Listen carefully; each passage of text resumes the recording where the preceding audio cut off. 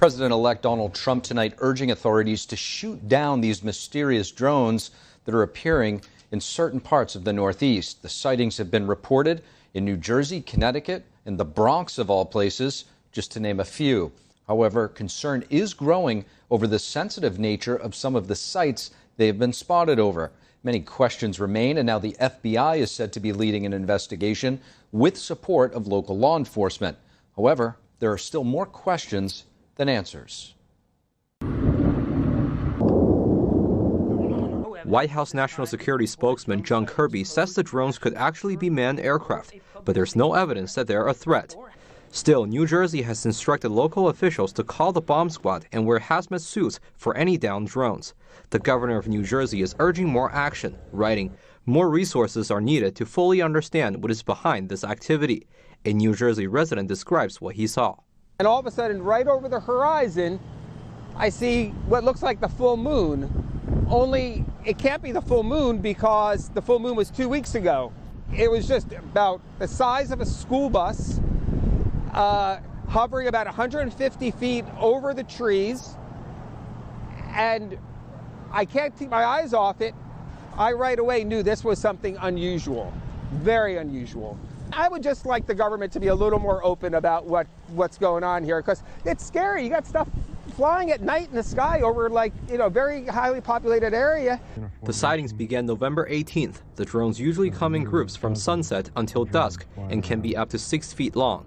New Jersey mayors and lawmakers are reacting. That's not somebody who went to Best Buy and picked up a toy. That's a legitimate aircraft. And I can tell you a lot of my constituents are offended that they basically made light of this. When they approach them, have them turn off their lights and disappear, unable to track them, unable to detect a signal, not knowing where they come from, not knowing where they're going to. And quite frankly, that's just not the behavior of any legal commercial, any friendly or any non-military aerial asset.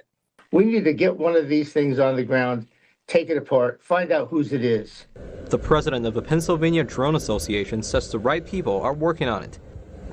I work with the FAA, I work with government agencies all the time for drone compliance, and our people can be confident that they are on the case, basically. These drones, they give off a radio frequency. It's like a license plate for drones.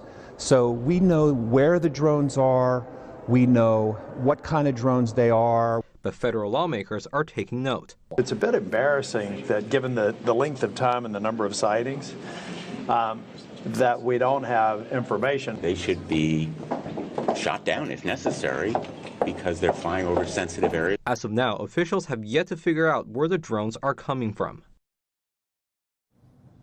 President Biden is creating a task force targeting the Chinese Communist Party's transnational repression on U.S. soil. NTD correspondent Jason Blair joins us live right now in studio. Jason, what can you tell us about this recent action by the president? Yeah, so you said this is a task force. This is a task force that Biden ordered to be put together on Thursday. And to kind of summarize what he said about it, the task force's goal is to monitor and counter any intimidation or censorship tactics used by the CCP, Chinese Communist Party, here in the U.S. or on its territories. And he also specifically mentioned businesses, saying, quote, including a U.S. company that conducts business in China from exercising their freedom of speech here in the U.S. And he said that action is consistent with the 2023 National Defense Authorization Act. And he ordered the chair to be chaired by the assistant to the president for the national security affairs. Jason, excuse me. This term transnational repression, it's a term that probably most people aren't familiar with. It's something that we've been talking about more and more lately because it's become such a prominent major issue. Talk to us about some examples of actions that the CCP does that involve this transnational repression that specifically this task force will be trying to counter. Yeah, so the CCP targets a wide range of people. As I mentioned, Biden did specifically mention companies. An example, of that would be like the NBA. Back in 2019, the NBA has a huge market in China. So back in 2019, the manager for the Houston Rockets did tweet in support for the Hong Kong protesters. There was a lot of protests going on in Hong Kong. So the CCP didn't like that. They made a big fuss about it. He later on apologized publicly on Twitter again, which caused a pretty big uproar here in the United States, where people have the freedom of speech. It created a lot of debate, and really the issue has been growing and getting more in the spotlight since then. And then another example, a group that's highly targeted, which you might expect, would be people from China, dissidents of the CCP that escaped over here. They're here legally. There are a lot of reports of them being harassed, online, offline, in person, at their houses. Some of them report being physically attacked. I've talked to people that have stories. They've shown me videos. They've been put in the hospital after protesting, at an event, or maybe people get harassed online after posting something that the CCP doesn't like. And a lot of these actually sometimes might be related to the police stations that they have set up, that they've been finding around the world and in the U.S. that have been made headlines in the past couple of years, and they're still finding them. The Texas governor said there was one in Houston that they found again. Something happening again in that area that they're in the process of shutting down. So it is still an ongoing issue. Another one that comes to mind is the U.S.-based Shenyun Performing Arts, based right out of New York State, that has seen a slew of attacks on their tour buses, theaters being threatened, bomb threats at theaters, all under the direction of the Chinese Communist Party. This topic seems to be gaining more ground and more attention. Obviously, the White House reacting to it today in the national spotlight as we're talking about it. Have any similar efforts been taken recently? Yeah, and there are some legislation bills going through that are addressing this issue as well. But as I mentioned, the Texas governor, Greg Abbott, he took some pretty strong action. Last month, I reported on him doing some executive orders targeting the action that the CCP has been doing specifically in Texas related to trying to do infrastructure damage, trying to steal information from companies or different government departments in the state of Texas. And then also, as I mentioned, targeting people themselves. The CCP has been targeting people in Texas that are from China, again, like I mentioned earlier. And Abbott said in some cases they have tried to even physically remove, or had reports of people being, trying to be physically removed from Texas and taken back to China. So this is a really interesting issue, and it's just been gaining, more attention, like you said. Yeah. Extremely troubling. Texas, I know during the previous Trump administration, the Chinese consulate there in Houston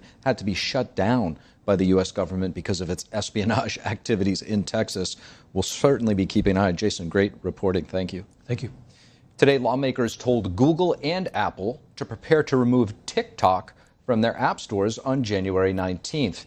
Will TikTok's Chinese parent company ByteDance divest from the app before then? Joining me now to discuss the latest developments is Jim Lewis, Senior Vice President for the Center for Strategic and International Studies.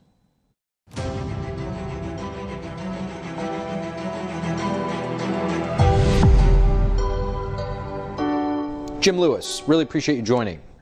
Thank you. Jim, lawmakers today told the CEOs of Alphabet and Apple to be ready to remove TikTok from their app stores on January 19th. TikTok has really been pushing back against this ban, but hasn't taken any steps to cut ties with its Chinese parent company. First, I just want your initial reaction. Is this really going to happen on January 19th? The one option that TikTok has to stay in business in the U.S. is for President Trump to extend the ban for 100 days. He has the authority to do that. If they do that, I think the outcome will still be the same. TikTok is going to have to divest. ByteDance is going to have to divest to stay in the United States. But you could get another 3 months or so in play. Now, courts upheld the ban, saying this is not a matter of sacrificing freedom for national security. In fact, TikTok is the threat to free speech, according to many. Can you unpack this for us? Sure. There's real concerns, and they're legitimate concerns, that the Chinese government will use TikTok as a way to both harvest the data of Americans, and we know it does that in other areas, and to also put out its political message. Chinese propaganda has changed. It started out being Xi Jinping is wonderful. Oddly enough, that wasn't a big sale.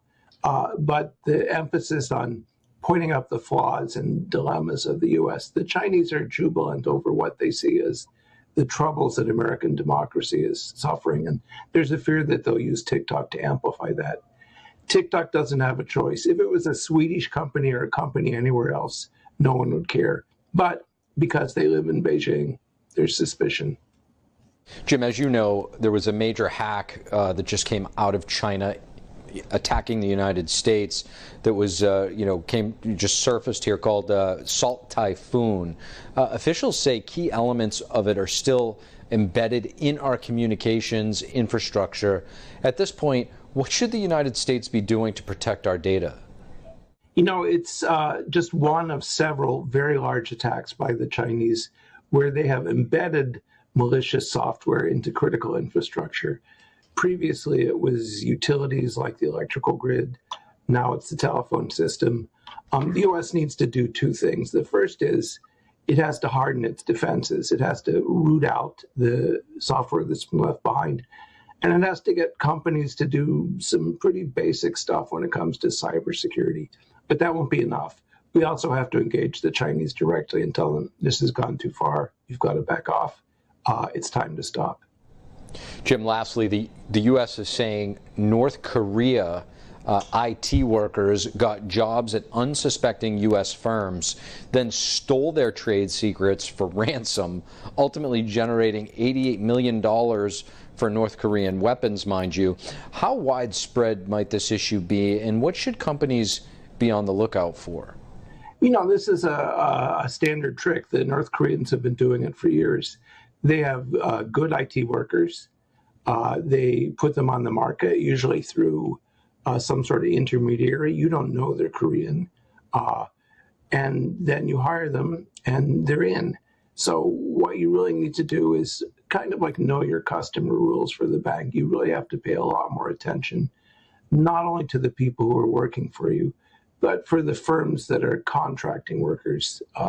The Koreans have been doing this for more than a decade. Apparently, it still pays off because they haven't stopped. Apparently so. Scary stuff. Senior Vice President at the Center for Strategic and International Studies, Jim Lewis, really appreciate you joining. Thank you. Thank you for watching the Capitol Report. If you want to see our full broadcast, check us out at epochtv.com.